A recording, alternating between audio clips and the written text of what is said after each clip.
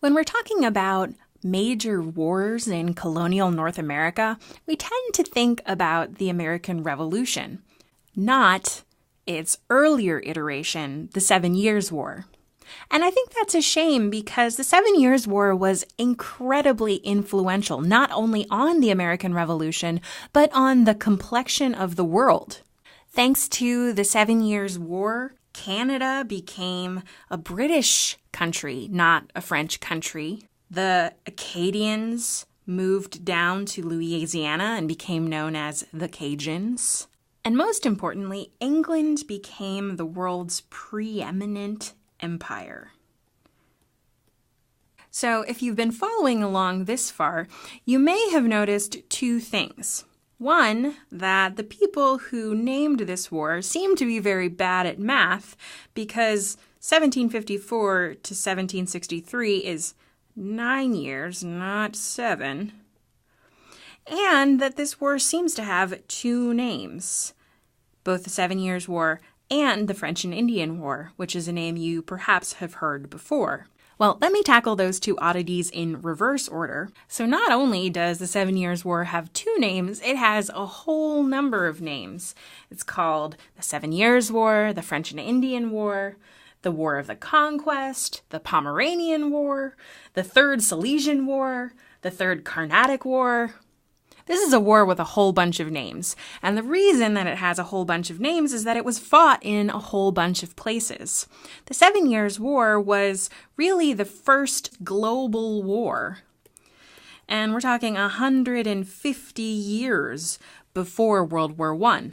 Aspects of the 7 Years' War, as you can kind of see from this map, were fought in Europe, in South America, the coasts of Africa, in India, the Philippines, and, of course, in North America. The many different names come from the many different fronts of this war.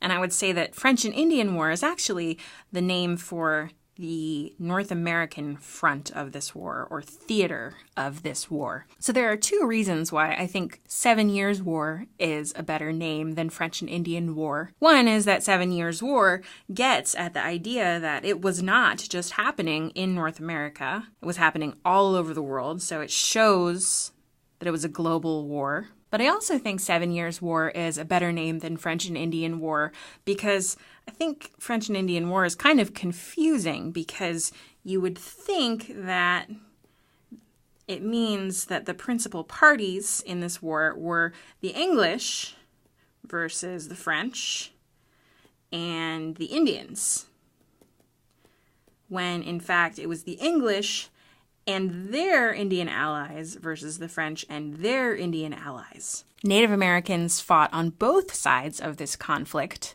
So rather than the English and Indian versus French and Indian War, let's go with the shorter 7 Years' War.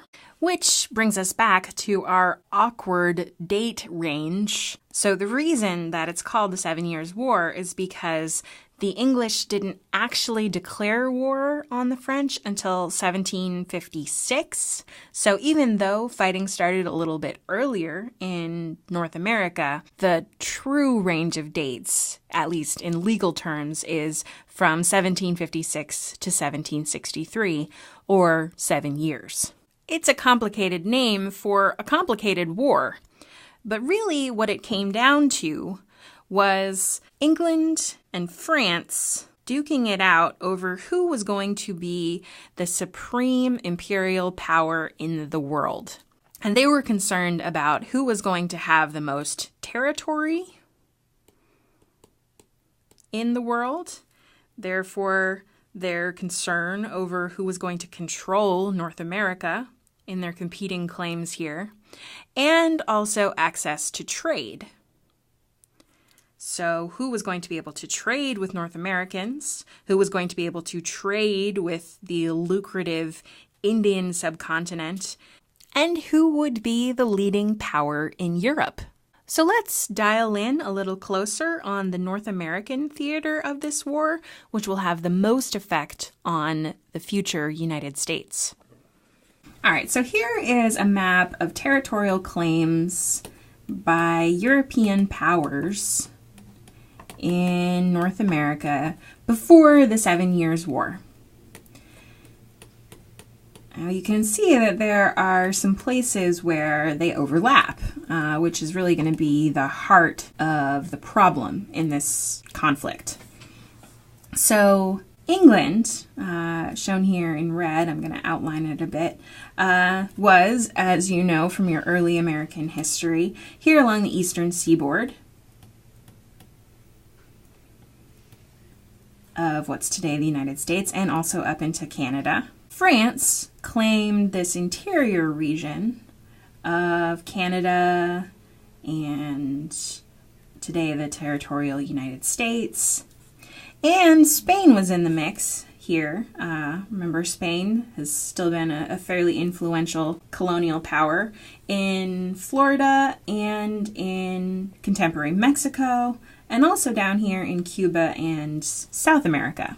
All right, so we've got 3 major European powers in the mix here in North America: England, France, and Spain.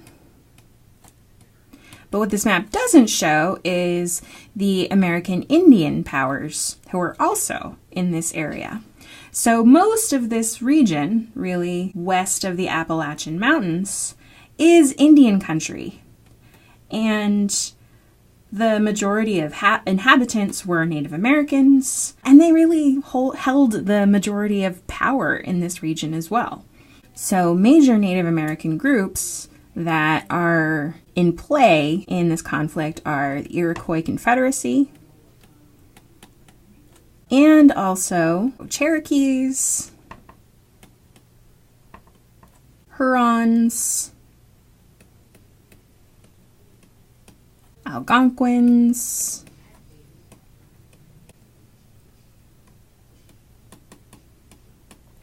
Abenakis, and Micmacs.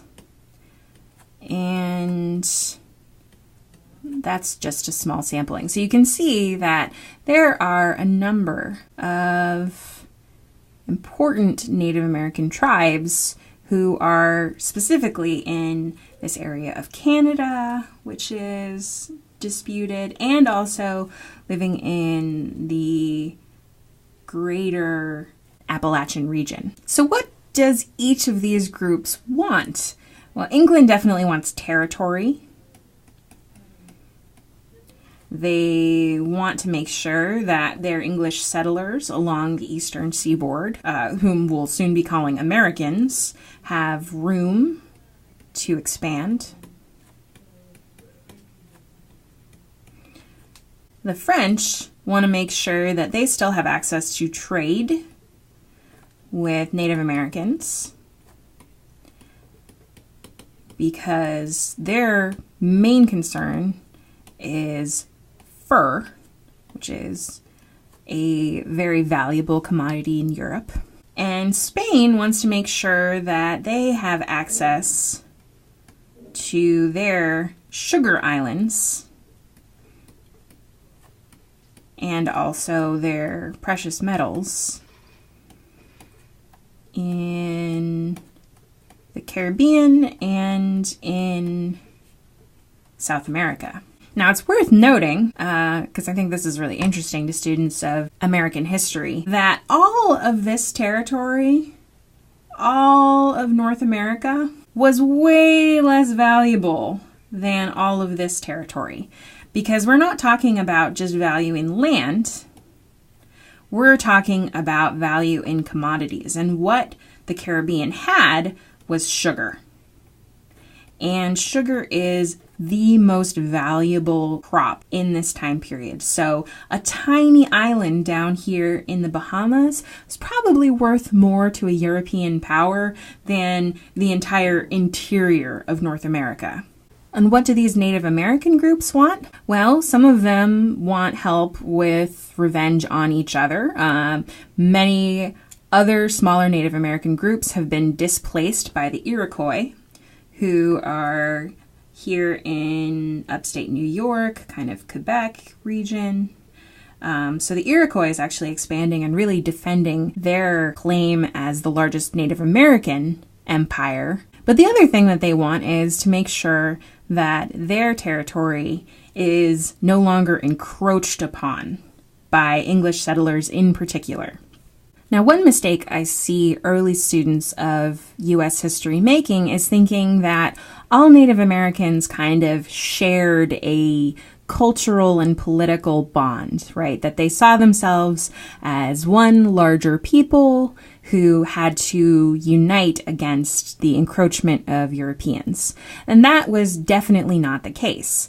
Native Americans had been living in this territory for thousands of years, and they had enemies and beef with other groups that went back way longer than the arrival of Europeans in North America. So when nations like England and France arrived with their weapons and their trade goods, the American Indians didn't look at each other and say, oh, wait, now we're all one race. We need to join together against the encroachment of whites. They saw England and France and Spain as possible avenues to getting one up on their older enemies.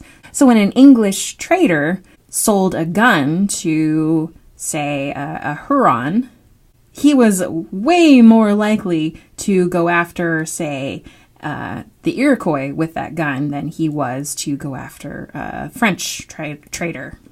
So another reason why the 7 Years' War is a better name for the French and Indian War than French and Indian War is because these Native American groups did not ally all with France. In fact, the Iroquois and Cherokee ended up allied with England, and most of the other Native American groups ended up allied with France. But they were fighting each other in addition to fighting England. All right, so the stage is set for this conflict with all of these competing groups in this unclear territory, and how this turns into a war we'll get to in the next video.